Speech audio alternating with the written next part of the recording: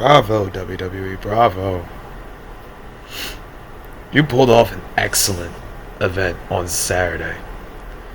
But the fact that you started the event at 10 p.m. Saudi time, for crying out loud, goodness. Like, you didn't want to give them no sleep that night? That's insanity. But yeah, the Royal Rumble was Saturday. I lost my voice into Sunday afternoon or even Sunday evening. And I decided to record it today because at least I have a voice capacity. My voice capacity is now back at like an 80-90%. But because of me waking up a little earlier than I normally would, it's a little low, and I'm going to take a nap later after this, so I can go ahead and rest up for my shift later. Regardless, though, the Royal Rumble, in my humble opinion, was really freaking good. It was a really good show. Well done show, I should say. There's a lot of things that happened. There's a lot of people that disagree with a lot of things. And there'll be some arguments in here. But I would like to make my case for a couple of these things. Let's first start off with the Women's Rumble as the first thing on here. And it's one thing I will say. The Women's Rumble was by far amazing. The Women's Rumble was amazing. From Charlotte Flair and Alexa Bliss starting off at 1 and 2 with their mini dissension in the match, that was really good. I thought that was a really interesting start to the Women's Rumble. NXT was represented really well. Surprised to see JC Jane as the NXT Women's Champion in the Royal Rumble. That was surprising to see. So Ruka going the distance, getting to the final 3. There was Kelani Jordan, which also surprised me, and Lola Vice, which was also pretty. And so they had like small showings in the match. In all honesty, I thought that was pretty good. Oh, I see. Those were dark matches. I'll get to those in a little bit. But Kiana James also was amazing in the Rumble match. Some of the times that we have for it, Kiana went 27:30. Charlotte was the Iron Woman, going 59 minutes 49 seconds. Surprised that Nia Jax didn't get a long run in the Rumble. She only went 9 minutes, which was crazy to say. There wasn't really any big returns in the Rumble, which, honestly, I'm not too disappointed about. I saw, I gotta say one, Brie freaking Bella. That was interesting. I didn't expect Brie, of all people, to be in the Rumble. Which also makes me concerned about something. What is going on with Bianca Belair? Is very concerning. The one update we had on her injury was that her finger was weird looking. There has to be something really wrong here. She's been out for nearly a year now. Like, this is bad. This is really bad. And I hope it's really something that's not too serious. Like, it's something that can possibly keep her out longer. And hopefully she returns for WrestleMania. If not, then really, who is going to be in this women's title picture? Because I like Tiffany Stratton, who entered in at number 30. But I think there's just a lot. It's just a bigger match between Bianca and Jade that can be done in this time period. Someone else who was impressed with, surprisingly, was Natty, former Natalia, now going by Natty Neidhart. She was really damn good in the match. I'm not going to hold you guys. She was really damn good. And Lash Legend, what a fucking beast. She went and tore it up. Entering at number 15, halfway in the Rumble. 5 eliminations, including an excellent elimination of Nikki and Brie. And then she also eliminated Io. Man, she was impressive. Absolutely impressive. She went the full 9, and I wouldn't have been mad if she had won the Rumble.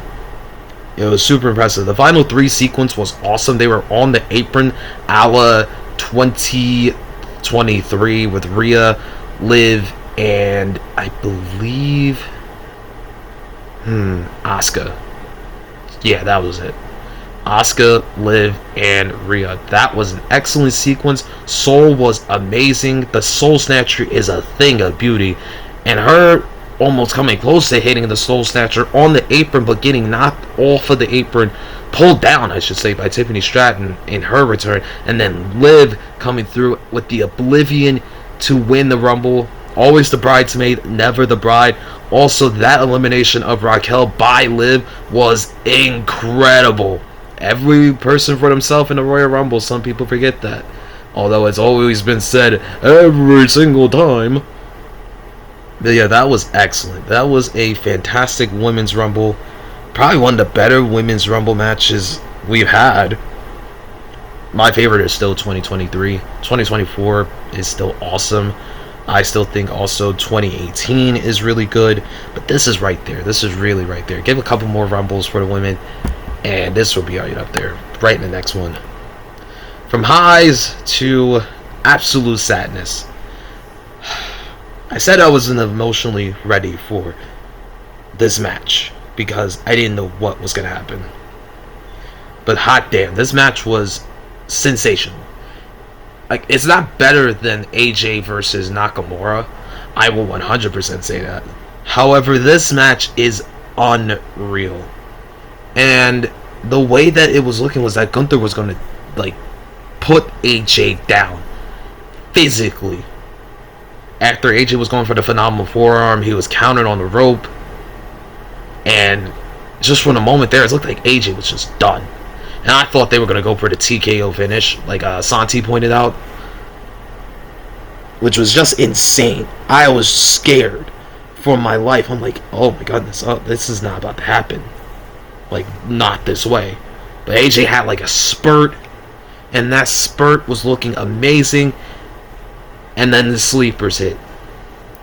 That last minutes of the sleeper was heart-wrenching. I mean, I was about to break down like I did with John Cena, but this wasn't going to be like a sadness. This wasn't going to be a sadness that felt fulfilling. This was a sadness that was about to be hurtful. Because this match, compared to Cena versus Gunther from Saturday Night's Main Event, it was a fulfilling sadness. Seeing Cena's career come full circle. From never giving up to tapping out. And then, with this kind of sadness, this was a hurtful kind of sadness. AJ tried, he did. And props to Dan Angler / Rudy Charles, who has been AJ's like official since the TNA days. Like, he's been doing this for quite a long time. He was a TNA referee from 2002 to 2009, and then he joined WWE in 2013, and then he was afterwards been involved in around like AJ Styles' entire career. Like, we're talking about from his the first TNA event to his last TNA match, nearly his last TNA match, and then from his first WWE match to his last WWE match. Hearing him scream, AJ, that almost broke me. That almost broke me down. Emotionally. It still gets me choked up because I watched that clip. And it's so emotional. It's emotional. It's, oh man, it's just so it's heart-inducingly bad for myself, who is a crybaby. And man, AJ is one of my favorites of all time. My top 3 are Undertaker, Cena, and AJ. I've always loved his work in the ring. He's always been in my opinion, AJ's the most consistent professional wrestler of all time. You don't really see a bad match from AJ Styles ever. This is one of them. This is one of those that's just not a bad match. It's a fantastic match. It's incredibly awesome. Yeah, AJ Styles' career is over. Is his WWE career over? Yes. Is his wrestling career over? We have no idea. He didn't lead the gloves in the ring. There is Monday Night Raw tonight. They might do something with AJ, but from what's being talked about, apparently there's already talks of Styles being a producer in the WWE, which makes it think like AJ's career as a wrestler is officially over, and they might do something in the ring tonight. Or, hell, they might find a way to do a rematch at WrestleMania. But you know what? I wouldn't mind if this is the end of AJ Styles' career. From his debut in the Royal Rumble in 2016 to his career ending at the Royal Rumble in 2026. Sure, people don't want it to be in Saudi, but hey, it is what it is. And you know what? If this is the end of AJ Styles' wrestling career, no pun intended, but it was absolutely phenomenal, and I'm so happy to have watched it for as long as I've watched it, from TNA to the short stints in New Japan, the short clips I've watched in Ring of Honor, to his entire run in WWE. You will always be a phenomenal AJ Styles, AJ. Thank you for that. Now, to head into another match that some people are leaving a very divisive opinion on, but I just want to point this out. The Undisputed WWE Championship match between Drew McIntyre and Sami Zayn was an emotionally, physically inducing roller coaster. Sami Zayn in this match was truly an underdog. Because, sure, he's in Saudi Arabia, and he's got the crowd behind him full-fledged. But this is Drew McIntyre's first defense of the WWE Championship, the Undisputed WWE Universal Championship. I still call it that no matter what. It's the first real time that we've seen Sami really be having his back against the wall again in a championship match. And sure, Sami has the opportunity of doing something magical. But Drew had to win this. Needed to win this. And the way that he won this was fantastic. Do you know how long it's been since we've had a true dominant WWE or even world title match with no screwy finish, with no shenanigans, with no stipulation added? We haven't had a true world title match like this since Backlash 2024. And I'm talking about not just with the Undisputed title. I'm talking about with the World Heavyweight title. Backlash 2024. We see matches end with shenanigans, fake referees. We had so many stipulation matches over the last several weeks and months and years. We really hadn't had this kind of match in some time. We really hadn't had a champion like this in quite some time. Drew McIntyre has officially changed the entire scene of a world championship picture with one title defense in one match. Then Cody Rhodes, Roman Reigns, Seth Rollins, CM Punk, Damian Priest, John Cena could ever do in their run as champion. This was a physical assault of Sami Zayn. And it needed to be this way. Sami wasn't going to win the title tonight. Wasn't going to win the title that night. Absolutely not. Not in Drew's first title defense. And the way that he won was perfect. Dominating Sami Zayn. Literally from the moment in the bell ringing. And Sami Zayn, for his credit, is one of the best sellers in the WWE by far. Selling his back like he could not move. He got a haluva kick in there. Hell of a kick. Jesus Christ, it was a great near fall. But when Drew locked in, he locked in and dominated. And that's saying something. Right now, in my eyes, in my 100% opinion, and this might be crazy to say because it's only been nearly a week, Drew McIntyre is the best world champion WWE has had since Roman Reigns since Roman Reigns is undisputed champion. Yeah. Yeah. Really. And people can disagree with this all you want.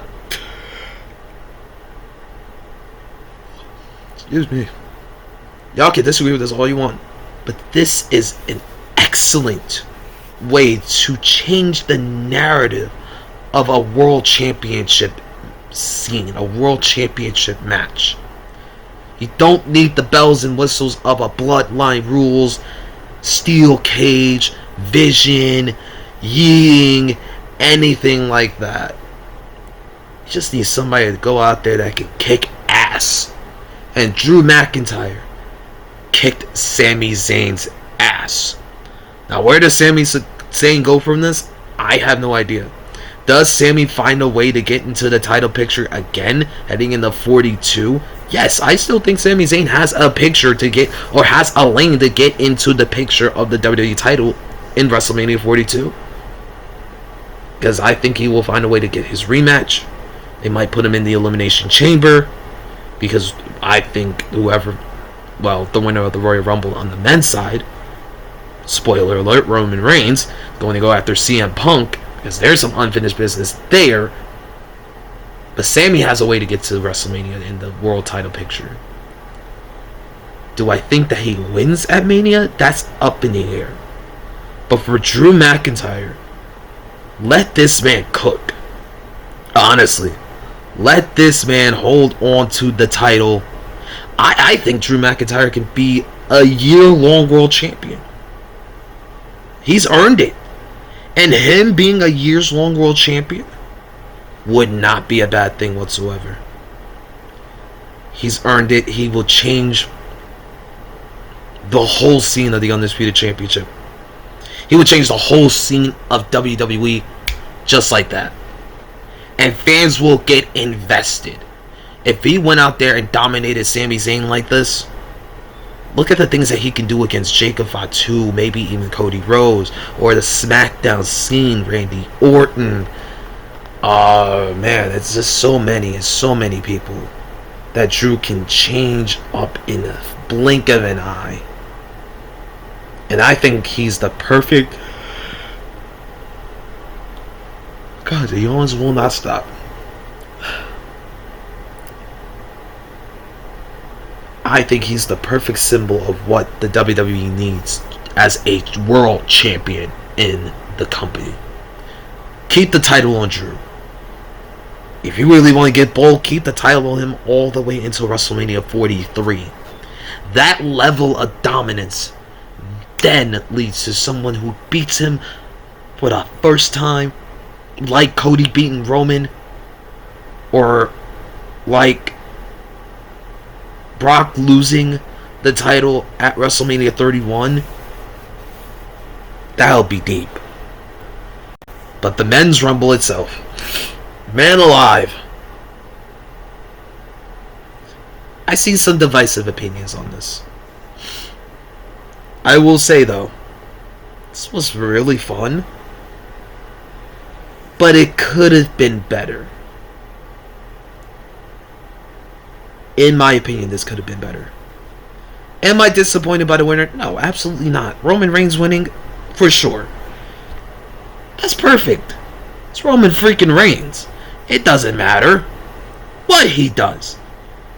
But at the same time, couldn't there have been a different winner in the Rumble? Yes. But who could you really have gone with in this Rumble to win it? Obafemi, I believe, is way too fresh. Braun Breaker has a better story ahead of him. Damian Priest, maybe, but I don't really see that. Trick Williams, again, too fresh like Obafemi. Cody Rhodes is Cody Rhodes. He doesn't really need it. The new Royce Keys / Powerhouse Hobbs, who I popped hard for. That was an awesome entrant into the Rumble. Brock Lesnar's Brock Lesnar. He doesn't need to be in the title picture no more. Randy Orton, maybe. But, yeah, don't really think that there's a lot of people you could have put out there to really win the Rumble. It's interesting, though. how this Rumble was set up. Oba at number 1, Braun Breaker at 2. Mystery person attacking Braun Breaker. In my opinion, this might have been Finn Balor. I think Finn Balor might have been a little bit pissed off of being left off of WrestleMania. About left off the Royal Rumble, and there was no room. No room. But you had room, apparently, for Mr. Iguana. He's gone, Iguana! And La Parca. But, yeah, I don't know, man. Gunther entering in at number 30. That was interesting. I mean, shit. I feel like the Rumble died down, though, when Jey Uso was making his entrance. Oba dominated, which he needed to. He was fantastic in the Rumble. He went a good 39 minutes, 4 seconds. The next person behind him, Javon Evans, who was unbelievably awesome in the Rumble. He was fantastic in the Rumble. I thought he was going to be, like, eliminated immediately. No. He lasted a long time. And he didn't eliminate a lot of people. He didn't eliminate some people. He didn't eliminate nobody. But he was really damn good. And I was super impressed with Javon Evans. He didn't make it to the Final Four. The Final Four was Roman, Gunther, Orton, and Paul. As the Final Four in the Women's Rumble were Liv, Tiffany, Sol, and Raquel. But this really could have had a better ending. The Rumble could have had a better ending. Reigns winning, of course, it's redemption from 2015. It's not like people hated it. I didn't hate it. I'm not saying that I hated the ending. No, I like that Roman one, for sure. Because I don't really think that there's nobody else that could have won the Rumble. But it felt like it could have been something more. And I love Jey Uso. But god damn, it felt like he fucked up the Rumble, man. His entrance in the crowd kind of fucked up everything. Especially when Brock got eliminated. I was surprised by that. Brock getting eliminated. I thought Brock was going to dominate and go all the way to the Final Four, maybe in the Final 3. Was going to have bigger interactions with somebody like a Roman Reigns and even have a better interaction with Cody Rhodes. Because that pan of Cody seeing Brock coming down was like, oh yeah, I felt like this was on. Because that sequence of... If I have to pull out the sequence right now, let me just go ahead. It was a sequence like... It went... Logan Paul, LA Knight, Brock Lesnar, skip a few people, Jey Uso, Roman Reigns, Jacob Fatu, Penta, Orton, Gunther. I'm like, oh my god. Like, this is insane. Drew costing Cody continues their story, of course, with Jacob Fatu as well. Seeing the elimination, seeing Drew take out Cody. So, of course, that continues into their story that they're building for WrestleMania. Apparently, they're supposed to set for a one-on-one match. Which you can do so much more with. Hell, you can make it a fatal four-way. Drew, Cody, Jacob, and Sammy. For the World Heavyweight Championship. Of course, you're going to have Roman and Punk, but you're also going to implement Braun Breaker into this. And call me crazy, but Finn Balor being implemented into the title picture as well wouldn't be a bad idea. If Seth Rollins is healthy, you can possibly do a 5-way. I think another fatal 4-way would be pretty sick if Seth Rollins isn't available, because you are building up. You can still have Finn included in this and actually be used in the way that he should be used. Be awesome. That would be awesome. Like, I got left off of the Rumble. I want my world title rematch. And you got somebody like Roman Reigns taking the spot again when I've been here for quite some time and I've been wanting my shot and I earned my damn shot and I won a WrestleMania main event. Yeah, that's deep. That's deep. And Braun Breaker is young. He is unreal. I think the pictures for WrestleMania is going to be insane.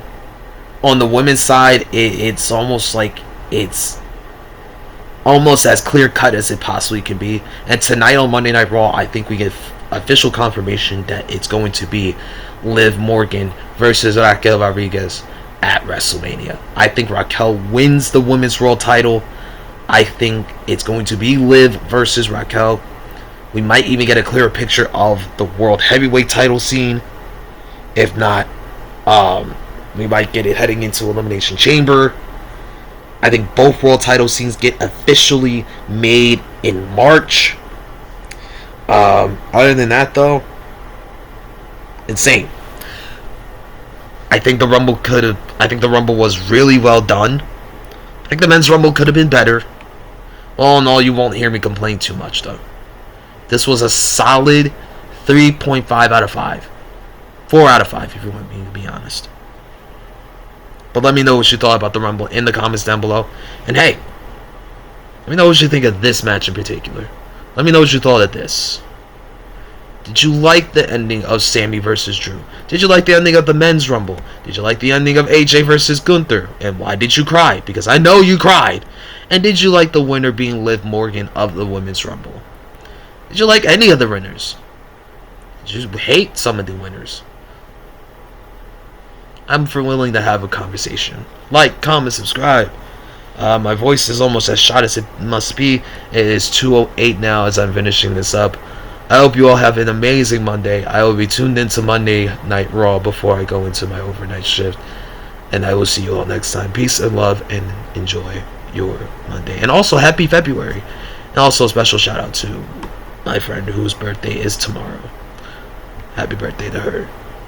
Peace, guys. Love you.